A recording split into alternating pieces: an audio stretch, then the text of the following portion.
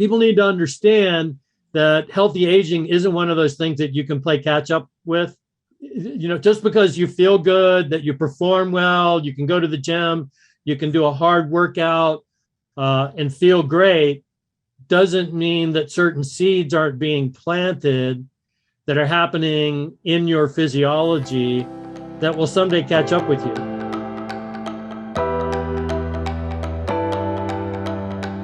And welcome to Pursuing Health. I'm Dr. Julie Fouché, family physician and former CrossFit Games athlete. Here, I bring you information and inspiration to help bridge the gap between fitness and medicine and support your journey toward your healthiest self. This episode is a replay of a monthly webinar that I hosted on behalf of CrossFit Health with Dr. Bob Roundtree on healthy aging. We talk about healthy aging and how decisions that support short-term performance gains may differ from those that best support long-term health. We also talk about how to assess your long-term health by using laboratory markers, the impact of factors such as exercise, intermittent fasting, sleep, nutrition, and environmental toxins on our health, as well as some supplements that may be beneficial. You can join us live for next month's webinar on December 9th at 6 p.m. Eastern, 3 p.m. Pacific, which will be featuring Dr. Gabrielle Lyon. She's a family physician also who has expertise in geriatrics and nutritional science and works closely with the Special Operations military. And we'll be discussing skeletal muscle and health. So keep an eye out in the CrossFit email of the day and on CrossFit.com for registration details. Before we dive into this episode, I do want to make it clear that this podcast is for general information only and does not provide medical advice. I recommend that you seek assistance from your personal physician for any health conditions or concerns. So with that, let's get to the episode.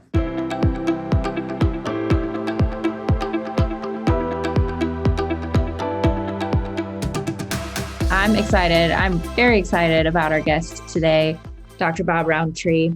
I'm going to start with a little bio about him. He graduated from the University of North Carolina at Greensboro in 1976 and received his medical degree from the University of North Carolina School of Medicine at Chapel Hill in 1980, and subsequently completed a residency in family and community medicine at the MS Hershey Medical Center in Hershey, Pennsylvania, after which he was certified by the American Board of Family Practice. And we were just talking before the webinar started about how he has cared for patients as a family doctor for now, I guess, over almost 40 years. And some of those patients he, delivered and did their newborn exams in the hospital. And now they're growing up and having great success in life also. So always close to my heart talking to another family doctor and such a great role model. So he's been practicing in Boulder, Colorado since 1983. He began his professional career at Wellspring Partners in Health, a multidisciplinary clinic that included medical doctors, naturopathic doctors, traditional Chinese medicine practitioners, nutritionists, body workers, and somatic therapists.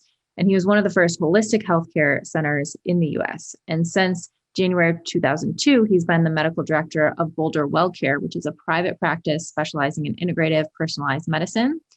He's the longtime clinical editor, as well as a regular columnist for alternative and complementary therapies. And he's co-authored numerous books and written numerous book chapters on integrative and nutritional medicine. Now, in addition to his medical practice, he is an original longstanding member of the core faculty for the Institute for Functional Medicine. In June 2015, he was given the Linus Pauling Functional Medicine Award by IFM in recognition for his many years of mentoring and training healthcare providers. And I can speak personally to that as I've taken several Institute for Functional Medicine courses, and he is definitely one of the most engaging and exciting lecturers. So I think we're all in for a real treat tonight. He's also served for over 10 years as the chief medical advisor for Thorne Health Tech, a world leader in the development and manufacturing of pure high-quality nutritional and botanical supplements, along with advanced multi-omic and diagnostic testing. In the past 2 decades, he's had the opportunity to lecture all over the world to professional and public audiences. He's also an avid mountain hiker and especially passionate about the great outdoors, wild nature, and the preservation of biodiversity. So thank you so much for joining us, Dr. Bob Roundtree. You bet, Julie. It's great to be on.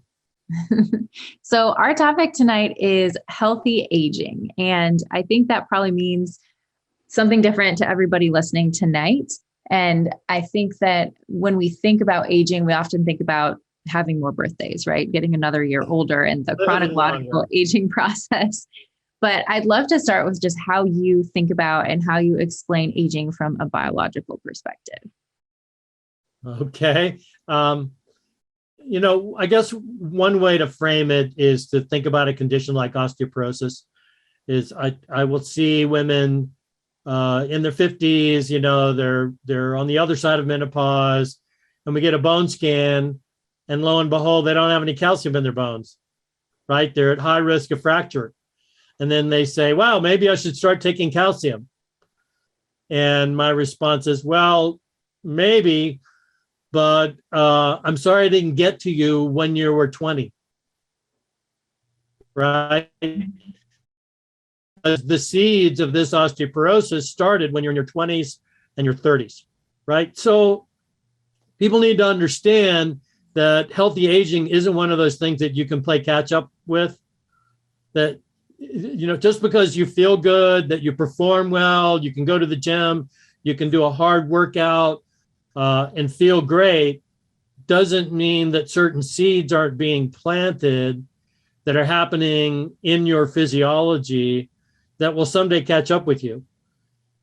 And part of my perspective has been formed after years of being in Sportstown, USA, Boulder, Colorado, and hearing story after story about someone who thought they were in great shape that went out for a run in the morning and killed over of a heart attack on a trail. I'm sure you've heard of that kind of story too. Remember Jim Fixx? That might have been a little bit before your time, but these famous runners that say, well, I can do everything, as long as I exercise, then I can eat anything I want. And what this is all illustrating is the difference between what's actually going on biologically versus what you might see on the outside. Again, someone can be, a good performer athletically. Everything can look good, but maybe they've got high blood pressure. Mm-hmm. They don't know it. Or maybe they've got the seeds of diabetes. No, I'm not saying this to scare the hell out of people. It's just that you have to understand that there's certain things that need to be tracked. Mm-hmm. There's certain things that we need to pay attention to. And so, that brings up this kind of $1 million question that scientists have been grappling with forever, which is aging just a result of wear and tear? Does it only happen because you're doing something repetitively day in, day out, and eventually the joints wear down, et cetera? Or is there actually a set of programs, a program or maybe a set of programs that are in our DNA that tell us, well, we're going to start, wearing down regardless of what we do? Mm-hmm. And it's a little bit of both. So there's, clearly you can overdo it. There's a guy at my gym who won the marathon at the Olympics. And, his body is not the same now. He still works out. He's still in good shape. But I can tell the effect of the wear and tear. So, yeah, wear and tear is going on, but there are other things happening that are more subtle, that are less obvious. That woman that got osteoporosis when she's 55, she had no way of knowing when she was 25 that she was losing calcium at a faster rate than other women her age. Mm-hmm. So is that making sense? There are two different things going on. There's wear and tear, and there's biology, and biology involves certain programs. Absolutely. Yes. And I'd love to dig into that a little bit more. But before we get there, I really like what you said about sort of this distinction between, it can sometimes be confusing if we're feeling like we have great short-term performance, but we don't always know what that means for our long-term health. Are we doing the best thing for our long-term health? Yep. And I think that's interesting, especially thinking about CrossFit's definition of fitness and health is, our fitness. We think about our fitness as a snapshot of our health, and our health is fitness maximized across our lifetime, across the years of our lives. Yep. But other than our performance markers, which we can track, what other things could we be looking at? As you mentioned, there's other things that we may need to pay attention to in order to know if we are setting ourselves up for success over the long term. Well, you want to know about your blood sugar, right? So diabetes, type 2 diabetes, is something that develops over decades. And people really need to understand that. It's not like you're walking down the street one day and boom, you have diabetes. Now, it's true, most people with type 2 diabetes, which is different than the autoimmune type 1 diabetes, but most people with type 2 diabetes have too much visceral fat, right? Too much belly fat. They're overweight or obese. So the majority of people that have it have a clue because they can look in the mirror. But there are also a lot of people that have it and don't know it. There's lean diabetes. And an example of that is fatty liver. So one of the precursors to type 2 diabetes is fatty liver. And it's thought to affect 20% of the population in the US. Can you have fatty liver and be lean? Absolutely. Can you work out every day and have fatty liver? Absolutely.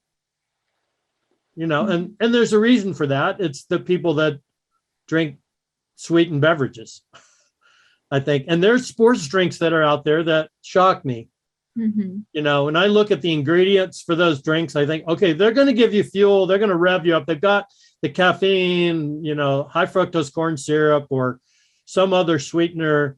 Does that make it good for you? If you feel better when you do it, yeah, I can perform better. I can run faster. Can you do it? I'm not knocking caffeine. I actually happen to like it myself. But a lot of people don't do well with caffeine. And just another example of some of those things that can give us short-term benefit, but may not be best for the long term. So looking at diabetes and trying to track any signs of early diabetes, obviously before it becomes a problem, is one thing we can look at.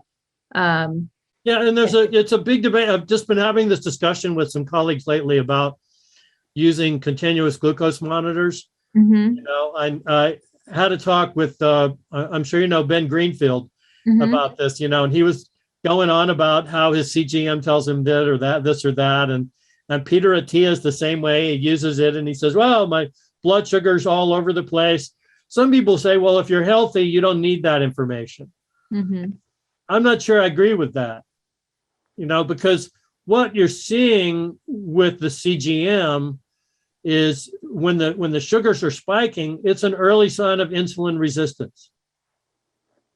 And my point is that you can be lean and fit and still have insulin resistance. And I think part of the reason for that is environmental toxins.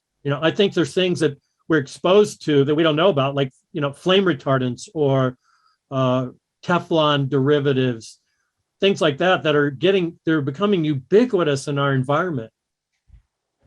So yeah, it's the junk food. Sure. That's a big problem for a lot of people, but there's also this exposure to toxins in our food and in things that we put on our skin that we don't even know about. I think that's a great point and something that we don't think about. We think a lot about exercise, nutrition, even sleep, even stress management, but I think the environmental toxins is something that it's hard to know. It's hard to measure objectively or know how much you're being exposed to. How do you advise your patients on minimizing environmental toxins or how to approach that aspect? Well, there's one simple test that a lot of people don't know about, and it used to be part of a standard blood test for a liver panel. It's called a gamma glutamyl transpeptidase. Big word, usually abbreviated as GGT. I'm sure you know it well. When I was coming along in my early days, it was part of a standard chemistry panel that you did for $15. And then for some reason, they unbundled it. They took it off the panel. And so now it's not a standard test. You have to ask for it, but it's still cheap. And any lab will do it. Any lab can run it.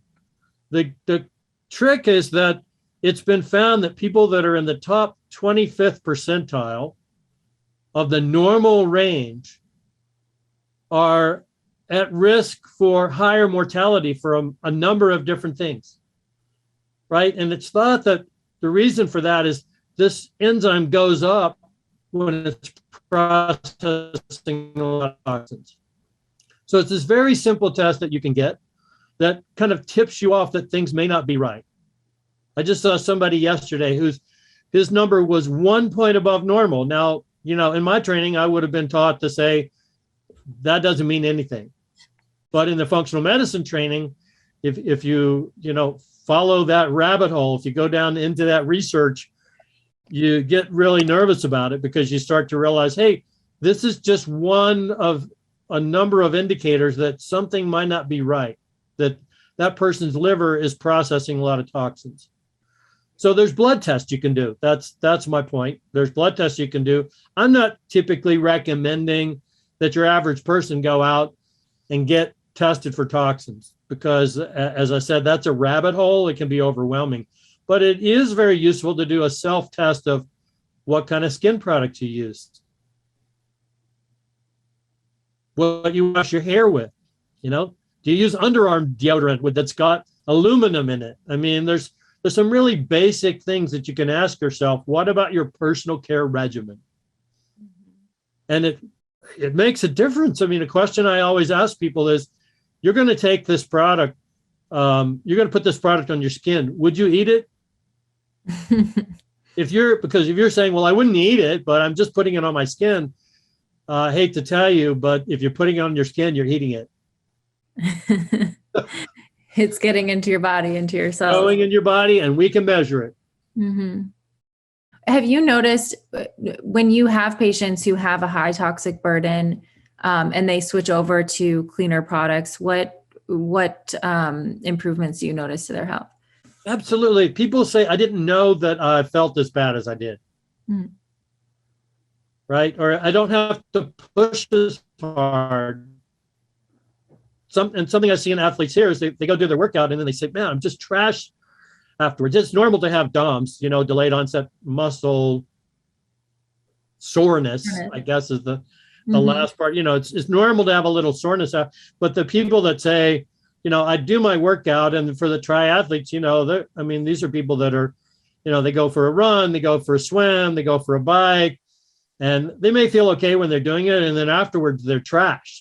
Mm-hmm. Well, you shouldn't feel that way, right? You might feel tired. I want you to feel tired.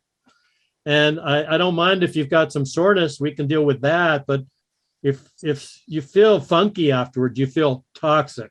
Why do you feel toxic? It's because you're burning fat, and fat is where all those toxins are stored. I want to continue along this discussion and talk a little bit about inflammation, because we've talked about insulin resistance and also how toxins can contribute, but inflammation is a big factor here. How does inflammation contribute to the aging process? Well, there's actually a term for it. It's called inflammaging. Inflammaging. A technical term. Yeah, it's a technical term for it. And the interesting thing about it is when you look up the definition of inflammaging, it's, quote, sterile inflammation. Well, what does that mean? Okay, so we know about inflammation that you get from a cut or a sprain or something like that. If you cut yourself, then the bacteria on the surface of your skin can get into the area right under the skin, or actually into the bloodstream, and that sets off an immune response. Sterile inflammation is something that happens when you have an accumulation of certain proteins inside of your cell. So what the heck? I mean, we tend to think our cells are very efficient factories. So the DNA is transcribed by RNA, then the RNA, is made into strings of amino acids, and those become proteins. Isn't that nice and neat? It's like a conveyor system. There's a big conveyor belt, and you're just cranking out all these proteins. You know what? Most of those proteins are junk. We make tons of junk in the course of the day. And we need a process to get rid of that. It's called autophagy. So auto is self, and phagy, Phagy, that's eating self. It's basically the garbage disposal crews. Well, how does that work? When you go for certain periods of time without eating, then it initiates this autophagy process, and that cleans out the protein. In the brain in particular, that's activated when you sleep. You get this fluid that comes through the brain and washes through the brain. And when people say, well, I didn't sleep well and I feel like I've gotten cotton wool in my brain, that's because of all these proteins that have built up in the brain causing inflammation. Right? So we get older, it gets harder and harder to remove the debris. Mm-hmm. And that kind of brings us back to that whole question about calorie restriction and aging. Mm-hmm. Right? That overeating is something that speeds up that process of protein accumulation. And so what all this really translates into is two basic things: is getting really good deep sleep, and tracking it, knowing about it. A lot of people don't know. I use a sleep tracker myself. There are a lot of them out there, but I was shocked when I started using the sleep tracker because I thought I was sleeping better than I was. I wasn't getting enough deep sleep. So when you don't get enough deep sleep, you have inflammation in your brain, inflammation, right? And then the other thing is eating too frequently. And that brings us to this whole concept of intermittent fasting, which I'm sure you know a lot about and probably talk to your clients about all the time. I think it's the real deal. The initial studies that were suggesting that very strict calorie restriction, 30% of total calories, that was the way to go. And that was based on the animal studies, the macaque monkeys. A lot of people have questioned that. Is that really a smart thing to starve yourself every day? And I tend to be more in that category. I used to think this was a good thing, but going around being hungry all the time, I don't know, that's such a good thing. But going overnight without eating for 14 hours, there's a lot of research that's really supporting that. And it is one of the best ways to reduce inflammation in the body. This is sort of a long way of saying, well, inflammation is accumulation of debris in the body, and it's overreaction to unhealthy foods, to junk food, sugary snacks, and bad bacteria in the gut. Yeah, it's all that. But overeating or eating too frequently seems to be a bigger problem.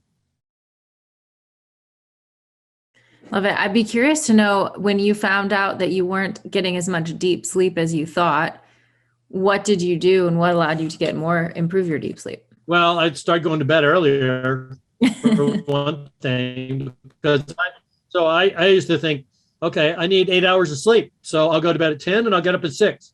Well, that was a mistake, because I realized that when I started looking at my little ring that was telling me what was going on, that I was waking up a lot more than I realized. And that's not that abnormal. I mean, we sleep through these 90-minute cycles, right? And it's typical to almost get to a wake state. I'm not talking about what happens with sleep apnea, et cetera. Mm-hmm. I'm just saying that a normal sleep cycle is this kind of up and down and up and down. And when you put it all together, it often doesn't add up to 8 hours, even if you've been in bed with your eyes closed for 8 hours. So I realized that I usually need to be in bed for 9 hours to get 8 hours of sleep.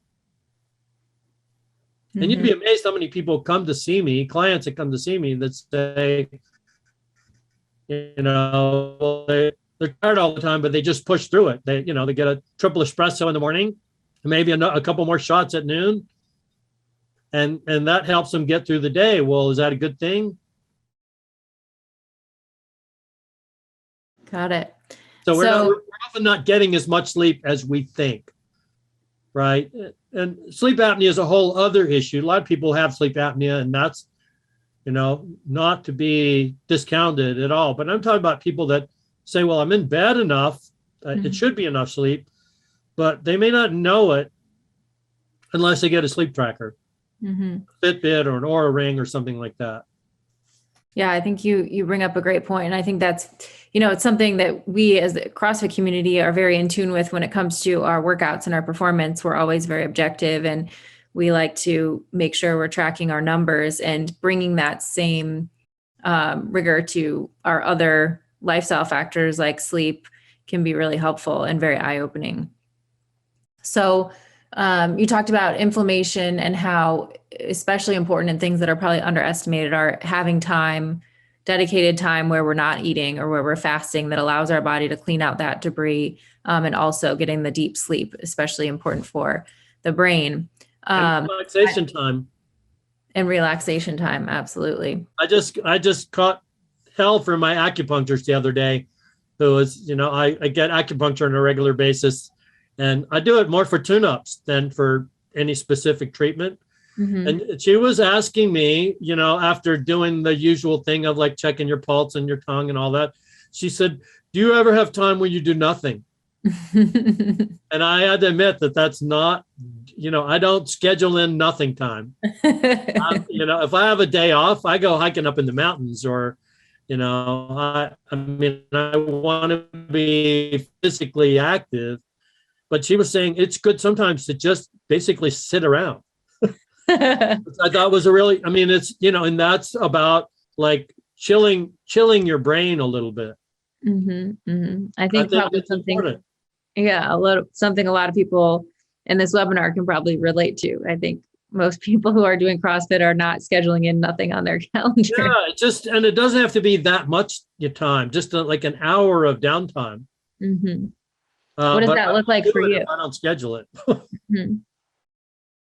What does that look like for you if you do nothing? Sitting, or I like, reading the news. Mm-hmm. Being outside, taking a walk in nature that's not, with a pack on my back. Mm-hmm. Mm-hmm.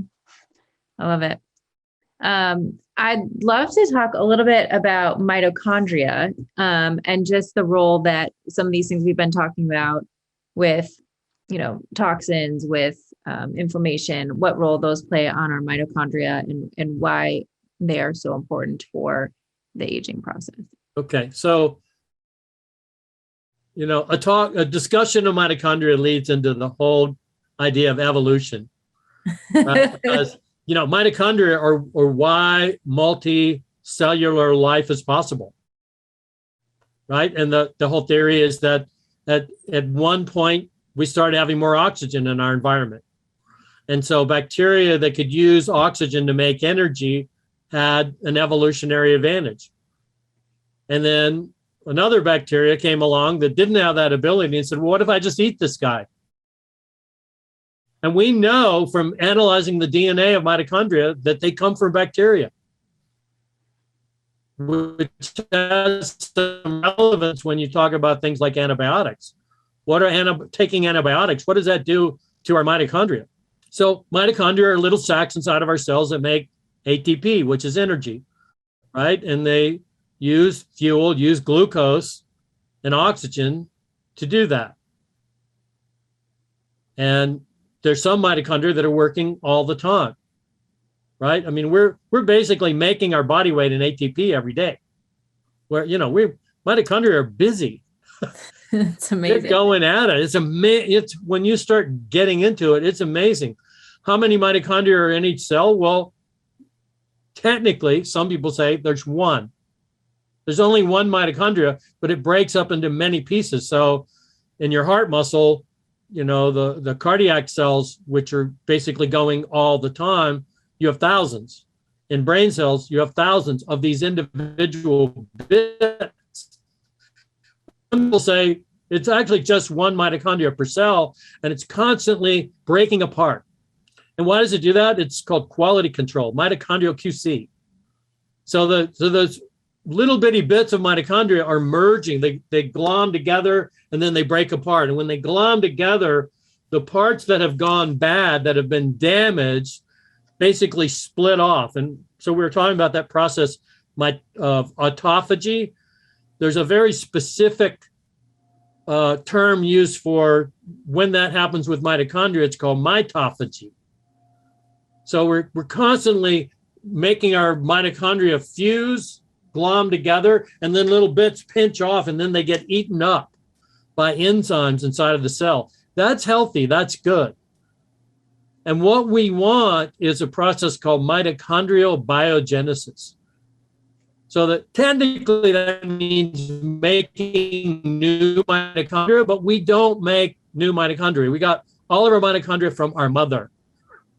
Right? The mitochondria are not making, they're making copies of themselves, but they're not really new. So the mitochondrial biogenesis means we're splitting off those mitochondria, making more and more copies of it. The more mitochondria you have, the more energy you can produce. When they do electron microscopy of the muscles of people with type 2 diabetes, what's called diabesity, right? People are overweight. And here's the thing about those people is they say, God, I eat all the time, but I have no energy. Mm. Right? It's the fuel paradox in diabetes. I eat all the time, but I have no energy. Well, that doesn't make any sense. It does if you take a biopsy of their muscles and you look at their mitochondria, and what you see is there's nothing inside them. Normally, mitochondria have all these little folds, and the folds are the conveyor belts, where the ATP is being made. But in people that have diabesity, the insides of their mitochondria are damaged so that they can't really make ATP from the fuel, from the glucose. And so what happens? It gets stored as fat. So they eat all this food, they should have a lot of energy, but instead they're tired all the time. Now, the problem is the same thing can happen in unhealthy people who are not overweight, right? And I've seen it in athletes who started saying, boy, I'm just not getting there. I don't know what's happening. Who was the guy that was he was like the top contender for the marathon in Rio, and he had to drop out of running because he developed chronic fatigue? I don't know. I didn't follow the marathon that closely. He was like one of the most famous athletes in the US. And he never made it to Rio. He had to stop. And he said he got to the point where he would jog over to the local park and he couldn't make it home. Wow. What's the explanation for that? There's no other explanation other than his mitochondria were shot. And how do you damage your mitochondria like that? Where there's a lot of different ways. I mean, the most obvious things would be things like cigarette smoke and air pollution. We know that those kind of environmental toxins will destroy mitochondria. We also know that too much sugar will destroy mitochondria. We also know that overtraining can destroy mitochondria. And that's a tricky one, but I've certainly seen it here in Boulder a lot. I've seen burned out triathletes that overdid it and weren't paying attention to the right kind of fuels. They were using the wrong kind of fuels. Mm-hmm. I call it the fuel fallacy. The idea that people say, well, as long as I'm getting enough sugar to burn, if I'm burning through all my sugar, I can do little shots. I can have these little shot things on my bike and just hit up the sugar. And you think that's good for you? Like, well, it's good for you until it isn't. That's the problem. That's the whole problem. Is that back to our initial discussion, is you may not have any outward signs that something is a problem, but if you did a biopsy of your muscles, you might find that actually you have fewer and fewer mitochondria, or that the contents of the mitochondria are dropping down. So your mitochondria may be producing the right amount of ATP, maybe take a little creatine and you get that burst and you feel good, but you're having to stimulate yourself to get to that same level. You know what I'm saying? Mm-hmm. So it's a combination of overtraining and the fuel fallacy. So how can let's say someone's listening and they're concerned that maybe this is a factor for them. They haven't been feeling great in training. What can we do to ensure that we have healthy, well-functioning mitochondria? Okay, well, one of the first things is to make sure that you're getting plenty of good nutrients that are plant-based. And I know there are people writing books like The Carnivore Diet, but I'm sorry, that's not a good diet for your mitochondria. People may beg to differ with me, but you need plant-based antioxidants. Things like things that are red, blue, purple, green, all those antioxidants are terrific for your mitochondria. Berries in particular, one of the best things going for your mitochondria. Pomegranate. So this is very interesting. A lot of research is being done on a substance derived from pomegranate called urolithin A. You might be familiar with that. And it's urolithin A has actually been shown to stimulate mitochondrial biogenesis, which we were talking about, and also enhance mitophagy. So pomegranate improves mitochondrial quality control, or QC. But, the bigger picture is to eat all the berries you can get your hands on and, try to get organic berries if you can. But I'd rather you got berries rather than,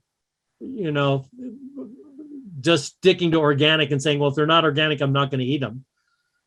But, you can go to Costco and get frozen organic blueberries and they're fine. The other thing that's really good for your mitochondria is broccoli. And the reason that that's so good for your mitochondria is that broccoli contains a couple of different chemicals. One's called DIM and the other one's called sulforaphane. And sulforaphane, which is actually richest in broccoli sprouts, another thing that I highly recommend that people eat. They want to have their mitochondria as healthy as possible. Eat a handful of broccoli sprouts every day. They're fun to grow too. They're really fun to grow if you can figure it out. I have to admit, I tried. It's a lot to keep up with. Yeah, you've got to pay attention to it. It's like your office plants. You don't water your office plants, they die, and then your patients think, oh my God, I don't want this person taking care of me. Yeah. That's great. So yeah, you got to work at it, or you can buy broccoli sprouts, or you can buy a broccoli seed extract, sulforaphane glucosinolate, which is sometimes shortened as SGS. That activates a pathway in the body called NRF2. And NRF2 is actually really good for turning on your body's own antioxidant enzymes. So that is very protective against free radicals or oxidative stress, which I know you kind of wanted to touch on a little bit. So maybe this is the time. I don't know. Yeah, let's go for it. We've got some questions coming in too, so I want to get to those. So why don't we talk about oxidative stress, and then we can go to our listeners. But so back to this whole evolutionary thing, multicellular life evolved when oxygen came into our environment. But you can't make ATP using oxygen without generating what's called free radicals, which are toxic compounds. So one way to think about free radicals, what they are, is it's rust. So that when iron rusts, it's because of free radicals. When fats go bad, go rancid, it's because of free radicals. So we need a few of these oxygen-free radicals in our body because that actually tells the mitochondria that everything's cool. So you need a little bit of them, but if you overdo it, they're very damaging to tissue. Okay, that's what I think happens with overtraining. When people when they don't listen to their bodies, if their body's saying, hey, you need to slow down, take a break, you can get back to your training tomorrow, take it easy, don't overdo it. So it's partly listening to your body, it's getting enough rest, it's having a little bit of downtime, it's not eating junk food and thinking, well, if I get enough sugar to fuel myself, then that's all that matters. The form of the fuel, the form of the sugar is important. It's been shown that when you eat white sugar, if you drink a pop, you get 12 teaspoons of sugar from that, right? It increases free radicals in the body, and that damages mitochondria. If you do that day in, day out, I don't care if you're lean, you've got damaged mitochondria. So one way around that is to not smoke, obviously, to not jog on the side of a highway, which I see people doing because They're thinking somehow they're immune to air pollution, to not eat junk food and think you can use any fuel you want, to eat healthy carbohydrates. I'm not anti-carb at all. I don't think ketogenic diets are for everybody. And to get plant-based antioxidants, and the sulforaphane that I was talking about is a good one. Eating broccoli, curcumin, terrific stuff. Resveratrol, I think is really good. That's found in purple grapes, red wine, Merlot. I do think resveratrol is a useful thing. Green tea, I highly recommend matcha tea. Recommend it to my patients all the time. It's got all those polyphenols in it. So it's a whole program. Mm-hmm. Mm-hmm. I love it. Well, we are getting some great questions here in the Q&A box. So I want to switch over to some of those. And we did have someone, Katie said Ryan Hall was maybe that. Ryan, yes, Ryan Hall. So thank you for that, Katie. Yeah, thank you for that. So we have a few questions about sort of labs and assessment. So Emily is asking, do you recommend labs being drawn? If so, how often, and what would you consider most important to track for healthy aging? And a similar question from Rodrigo, what do you assess when a healthy and young patient comes to your clinic for a random check? Is there something specific that patients or athletes are seeking for? How do you keep them as patients if they're healthy? Biomarkers, lifestyle behaviors. Yeah, it's not fancy. If it's somebody who's healthy and young, I do a chemistry profile with the GGT that I mentioned. And that's something that people may have to ask their doctor for. And don't be surprised if the doc says, well, that's not important. Well, it is important and it is helpful and it does give you some direction. Tracking glucose, I think, is really useful. Does that mean you should go ahead and buy a CGM, continuous glucose monitor? Probably not, unless you're just really curious about biotracking. But you can get a test called a hemoglobin A1C. You know about that, Julie? We're all trained in that. Hemoglobin A1C is a test that's mostly used to monitor how well diabetics are controlling their blood glucose. But it's been pointed out that it also is the best indicator we have about whether sugar is sticking to the proteins in our body. Right? So it's not just for diabetics. And the astounding thing to me is how many people I see who are young and healthy whose hemoglobin A1C is going up. So Chem screen with a GGT, hemoglobin A1C, measuring iron levels. Iron is a tricky thing. It's the most common deficiency out there, but too much iron can cause free radical stress. So checking ferritin. And I do see a lot of athletes who have iron deficiency anemia. Runners lose blood in their feet from pounding their red blood cells. So that's something to track, and you want to have it in the sweet spot. You want the Goldilocks amount of iron, just the right amount of iron. And so you can get that from tracking your ferritin. And, that can go either way. It's a little bit unpredictable. So again, you don't want too much iron, but you want to make sure you've got enough iron. I think measuring lipids is very useful. I know there's some debate, with people that say cholesterol is not that important. I disagree. I think knowing your LDL particle number is maybe more important than knowing just the total weight of your LDL. So that's your low density lipoprotein. I still am in the camp that thinks high density lipoprotein is useful. I actually published a paper on HDL in medical school. So, I have a little bit of an investment there, but, some of the studies that are saying, who cares about HDL? I don't agree. You want to know your triglyceride level because that factors into metabolic syndrome. So, that's a basic lipid panel with a particle size added, and maybe getting the apoproteins, especially the ApoB. There's a lot of research showing that ApoB is a very useful thing. If you're feeling tired, certainly getting a thyroid panel is very worthwhile. I'm surprised that how many people I've talked to that said they went to their doctor and said, I'm tired, would you check a thyroid panel? And we're told no. So, well, thyroiditis, autoimmune thyroiditis is extremely common in this country. So these are things that a family doctor may say, you don't need that, you're fine. I've certainly run into that, but I think is worth doing. And you can order some of these things yourself. There's organizations like Wellness FX where you can go and order your own panels. So, we're no longer confined to, I'm sorry to say, going to uninformed members of our profession, that say, well, your insurance won't cover it, et cetera.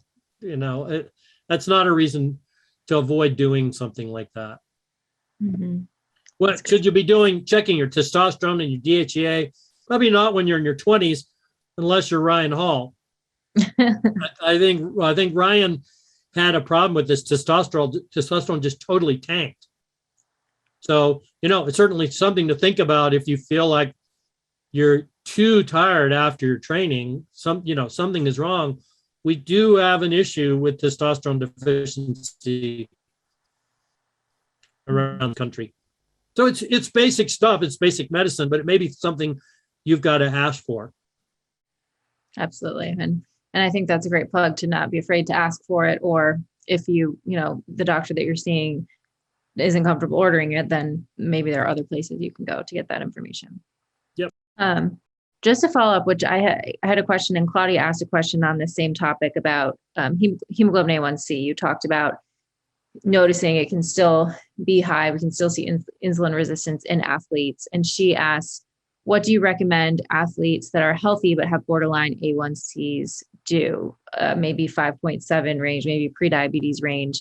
Do you recommend they reduce high intensity exercise or increase low intensity exercise? What about cortisol, adaptogens? Maybe you could just talk about some of the other things to look at when you see someone with insulin resistance who is exercising regularly. Yeah, I think you make a good point about the cortisol, which is that high cortisol, which can be from stress or can be from undereating, right?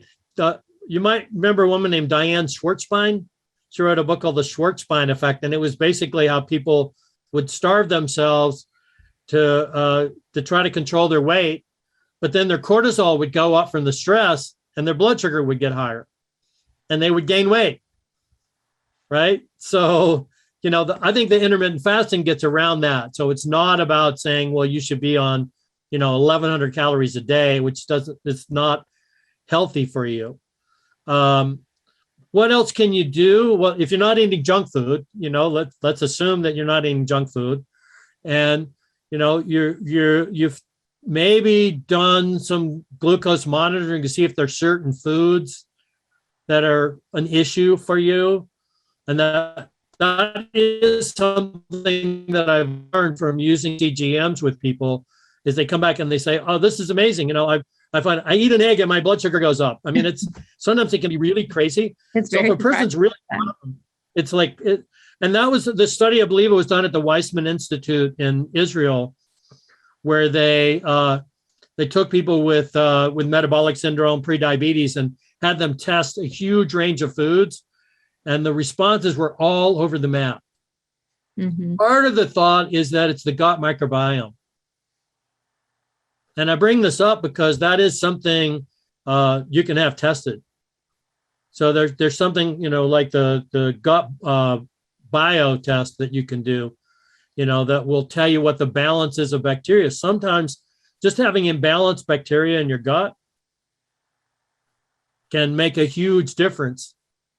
And there are probiotics that can help bring that back into balance. And then I have to mention one of my favorite supplements, which is berberine. So berberine is an extract from a lot of different plants. The plant that has the most of it in the U.S. is probably golden seal, and then another one called Oregon grapefruit. In China, where berberine has been used for 1,000 years, Coptis chinensis is the source of it.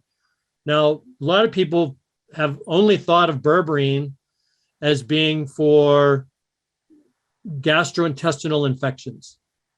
right? Yeast infections, things like that. And it does work well for that. But they discovered in China, I think 15, 20 years ago, that when people were taking berberine for intestinal infections, that their blood sugar was coming down. Right. So that was just sort of a serendipitous finding. But since then, numerous studies have come out showing that berberine not only lowers blood sugar, but it helps fatty liver, it lowers cholesterol, it lowers blood pressure, and it may be, get this, an anti-aging compound. There's actually papers on it that suggest that. Now, that's based on a very familiar drug that I'm sure you prescribed many times called metformin. Metformin was actually based on an herbal medicine, goat's rue, that was traditionally used for people with blood sugar issues. So by studying that, scientists found that there was this compound in it called galagan, and then they modified it a little bit to make it a little bit more tolerable and came out with this drug, metformin. Metformin has been given to millions and millions of people for diabetes. Okay, but it's now being studied as an anti-aging drug. And it's thought that it works, at least in part, by activating something called AMP kinase, which is really the system you want to get activated inside your cells, because that system actually leads to more mitochondria. So they see these things are all kind of, they're woven in together. They seem like they're unrelated, but they're all kind of part of this Mobius strip of being related. So I think berberine is an amazing thing for people that are heading towards pre-diabetes. Now, how do you approach metformin for aging in patients who are exercising a lot? And do you think that there are similar concerns with berberine? Yeah, I would rather use berberine than metformin in people that want to take it as an anti-aging agent. The reason is there's some research that suggests that metformin may blunt the effects of exercise, which is like, oh no, backwards. If it's so supposed to be so good for so many reasons. It's so good for so many reasons, but you know, it may be that they actually have that the drug has an inhibitory effects on mitochondria. Right. So it's not been resolved yet. Again, Peter Attia's got I think Peter Attia does these podcasts that are, 3 hours long if you've got the time. And he's actually talked to the metformin researchers several times, and it's kind of brought this issue up. Is like, is this a good thing? I think it's unresolved. So I feel much more comfortable telling people to take a gram a day of berberine if their blood sugar is going up. I'm not sure I would give berberine to people who have an A1C of 5.4, right? But if they're up 5.6, 5.7, if it's starting to climb and they're lean and they seem to be doing all the right things, then they may have a genetic form of insulin resistance. And I think berberine is the way to go. It's generally well tolerated by most people. It's, non-toxic. Does it mess up your gut microbiome? Well, I've taken berberine myself for a decade. And I'm still standing. But I've taken it for a long time, and I've checked my gut microbiome several times and have not found that it caused any kind of problems. That's great. And actually, that was my question, but we did have an audience member who asked that same question. So I was being psychic. We have a few questions about intermittent fasting. If you could just provide a few more parameters on how you recommend people go about it. There's obviously a lot of different ways to approach intermittent fasting, but do you have sort of a general recommendation that you give to your patients there?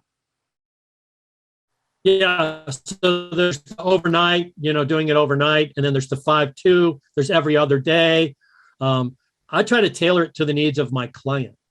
So if I say, well, could you do every other day? Could you eat a regular diet one day and then the next day say it's not really fasting the next day? So it's not really accurate to say, well, just cut back to 900 calories the second day. I find that most people struggle with that a little bit. And the same thing with the 5-2 regimen. But I find the easiest thing for people to do is the overnight. And when I start saying overnight fasting for people, their eyes get big, their pupils dilate, and I go, well, how long do you go between meals? And it turns out most people go 12 hours. So I say, you're already doing it. But I don't want you getting up at 3:00 in the morning, and having a peanut butter and jelly sandwich. If you're going all night 12 hours, I want you to really mean that. 12 hours, nothing, water. So 12 hours, most people can do. Then you kind of gradually crank them up to 14. And for the people that can do that easily, can get away with it, then I try to go to 16. Because I think the best research, for the people who want to get the biggest benefit, if you go 16 hours, water only and restrict, it's really time restricted feeding, TRF, you go 8 hours with all your meals. If you can do that at least 2 nights a week, then good for you. That's what I would say. And, it's not hard and fast. It's different for everybody. I'm surprised at how most people can do 14 and not have a problem. Yeah. And that's 14 at least 2 nights a week, 3, and then build up 3, 4, 5 nights a week. For sure. And I think it's a great opportunity too, to play with, stopping eating earlier before bedtime, because a lot of patients will notice that has a positive impact on their sleep as well. Yep. And just eliminating maybe a snack before bedtime can give you a few more hours of fasting and help with sleep. Yeah. Now all bets are off, obviously, for diabetics, right? So somebody's on insulin, we're talking about a whole different deal. Yeah. So we're just talking about healthy people. Yes. Well, we've got a few minutes left, and there are a couple of questions which I think are great, from similar questions from Donna and Ginger about, what if someone is in their 50s or 60s, and maybe they made some not so healthy decisions in their younger years. What can be done to help reverse some of those and promote healthy aging at this point? So I always like to talk about Robert Marchand, who is a biker in a bike racer in Paris that started racing when he was 101. And I'm not making this up. It was published in a medical journal. He trained for 2 years and his VO2 max went up. So the conventional notion was that after you reach a certain age, that you really can't train enough to make your VO2 max go up significantly. And they disproved that with Robert Marchand. So he raced for several years and he actually won awards. And they said he was fitter at the end of that training time than most 50-year-olds. So in other words, it's never too late. And, the HIIT type training really seems to be a way to go if somebody has really, kind of fallen down and they want to get their mitochondria back, then if you can work them towards a good HIIT program, I think that's a way to go. I mean, that probably has as much influence on mitochondria as anything.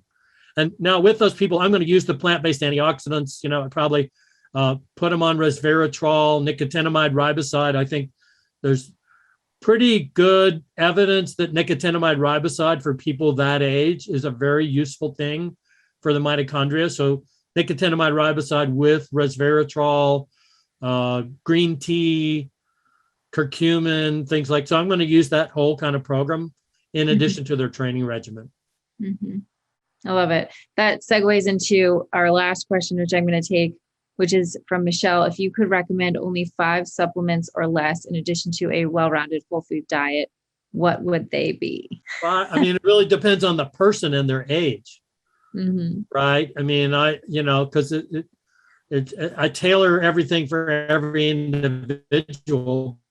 Probably, somebody who's younger, I would just recommend a good multivitamin, a fish oil, maybe a mineral supplement. I like N-acetylcysteine a lot.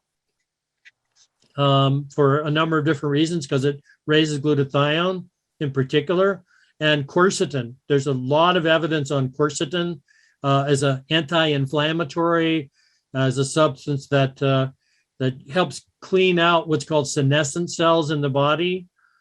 So that's just off the top of my head. So multivitamin, mineral, fish oil, NAC, quercetin. I left one out. Oh, curcumin. I think curcumin is one that most everybody can benefit from. It's kind of a universal supplement, unless you just love to eat curry and you eat it every single day, you could do that. But taking a curcumin extract, I think, is a great idea. I love it. I love it. So this has been awesome. I think just for myself, pulling out some themes that really stuck out that I think resonate with me and hopefully with our community are, one, decisions that you make for your short-term performance are not always consistent with long-term health and longevity and healthy aging.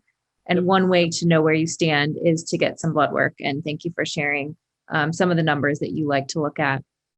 I also really like how you brought up the topic of environmental toxins, because I think that's something that is not talked about as much when we're talking about lifestyle factors, and is something that can play a big role in aging and inflammation, insulin resistance. And so being more aware of that, maybe checking your GGT, or maybe just taking a look at the labels of some of the self-care products that you're using is a good place to start. And then being mindful of things like overtraining, making sure you're getting enough rest, enough sleep, enough deep sleep, getting plenty of antioxidants in your diet are all going to be really helpful too. And we had a lot more questions. I'm sorry we didn't get to all of them. There were a lot of good ones in there, but I really appreciate your time and sharing your expertise. And for everybody who's tuning in, please look out for our webinar next month. So in December, we're going to be joined by Dr. Gabrielle Lyon, who's also a family physician. She has some expertise in geriatrics and nutritional science, and also works closely with the special operations military. So we're going to be talking about skeletal muscle and health on December 9th at 6 p.m. Eastern, 3 p.m. Pacific. So join us for that one. And thank you again so much, Dr. Rountree. Terrific. My great pleasure.